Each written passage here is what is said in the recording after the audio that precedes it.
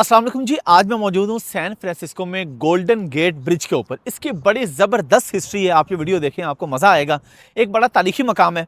इसके बारे में कहा जाता है कि 1930 में 1930 में इसका आइडिया पेश किया गया, 1933 में इसको बनाना शुरू किया और 1937 में इसकी कंप्लीशन हुई। यानी कि तकरीबन 90 साल पहले ये मुकम्मल हुआ गोल्डन गेट ब्रिज। और इसके बारे में बताया जाता है कि जब ये बन रहा था तो जो फेरीज यहाँ पे चलती थी, जो सैन फ्रांसिस्को और मारन काउंटी को आपस में मिलाती थी, तो फेरीज के जो ओनर्स थे उनको बड़ी परेशानी थी कि अगर ये पुल बन गया तो उनका बिजनेस खत्म हो जाएगा। इसलिए उन्होंने इसको रोकने में पूरी कोशिश की कि किसी तरीके से गोल्डन गेट ब्रिज जो है वो ना बने। और इसके बनने में उस वक्त इसलिए इसको बहुत तारीखी कहा जाता है कि इसकी जो ऊंचाई है ये तकरीबन 70 मंजिला इमारत के बराबर। उस वक्त का ये सबसे बड़ा पुल, तकरीबन 2.7 किलोमीटर तक इस पुल की लंबाई है। और इसमें जो लोहा इस्तेमाल हुआ उस वक्त हर चीज़ इसकी तारीखी थी, क्योंकि इतने साल पहले इंजीनियर्स ने कह दिया था कि ये बड़ा मुश्किल है, ये नहीं बन सकेगा।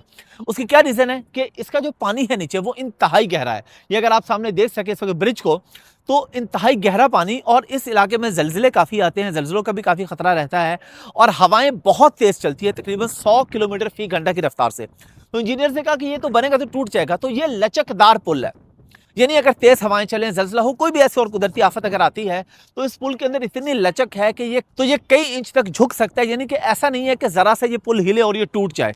इसके अंदर बहुत सारी लचक है ताकि ये किसी भी वजह से टूटे ना। और इस पुल को बनाने के दौरान 11 मजदूरों की हलाकत हुई थी, क्योंकि बहुत मुश्किल था इतनी हवाओं में। और इसका रंग भी जो है ना, गोल्डन गेट इसको क्यों कहा जाता है, इसका जो रंग है ये आप देखें, इंटरनेशनल ऑरेंज कलर हम इसको कहते हैं। उसकी वजह यह है, ये इस कलर में इसलिए बनाया गया कि इस इलाके में धुंध बहुत ज़्यादा होती है, तो ताकि ये पुल दूर से नज़र आ सके आने जाने वालों को। जब ये पुल बना तो पहले दिन इसके ऊपर 2 लाख लोग पैदल चले, 2 लाख लोग। और अगले ही दिन इसे गाड़ियों के लिए खोल दिया गया। और आप अंदाज़ा लगाएं, 1937 में 25 सेंट 25 सेंट्स, जो कि एक बहुत बड़ी अमाउंट थी उस वक्त, वो इसके ऊपर चार्जेस है, जो इसके टोल टैक्स होते हैं, जिसे आप टोल चार्जेस कह सकते हैं। आज भी यहाँ पे दुनिया भर से लोग आते हैं, सालाना करोड़ों की तादाद में सयाह यहाँ पे आते हैं।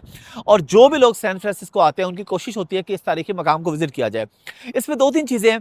एक तो ये कि विजन और सोच के, जब एक आदमी ने ख्वाब देखा कि मैंने ये करना है, इंजीनियर से कहा नामुमकिन है, और जो फेरी वाले थे उन्होंने कहा कि हम तो नहीं बनाने देंगे, उनका तो बिजनेस खत्म हो रहा था। सबकी मुखालफत के बावजूद जब इंसान कोई चीज़ करने की ठान लेता है, सोच लेता है, तो यहाँ पे लोग मिले और लोगों ने मिल के इस पुल को तामीर किया। उस वक्त अमेरिका की मईशत जो थी वो काफ़ी डाउन जा रही थी, तो लोगों ने सोचा कि चलें कारोबार भी क्रिएट होगा, यानी जॉब्स क्रिएट होंगी और 2 शहर आपस में मिल जाएंगे, तो उसकी वजह से जो सफ़र है, आमद और रफ्त, वो बड़ी आसान हो जाएगी। 11 लोग मैंने आपको बताया हलाक हुए थे और 19 लोगों की बचत हुई थी। इसके नीचे एक जाल बिछाया गया था, सेफ्टी जाल, ताकि पुल बनाते हुए जब कोई गिरे तो वो नीचे पानी में ना गिरे, क्योंकि पानी में गिरने का मतलब था हलाकत। इतना गहरा पानी है कि तो उस वक्त तैराकी या कोई ऐसी चीज़ आपके काम नहीं आ सकती थी। तो 19 लोग बचे और 11 लोग जो हैं वो इस दुनिया से चले गए इस पुल को बनाने में। इस तरह इन लोगों ने मेहनत की और ये पुल आज आप देखिए पूरी दुनिया में जनाब मशहूर है, बल्कि जो लेटेस्ट जो 7 वंडर्स हैं उसमें इस पुल का शुमार होता है। इंतहाई खूबसूरत पुल है, हम भी देखने आए हैं।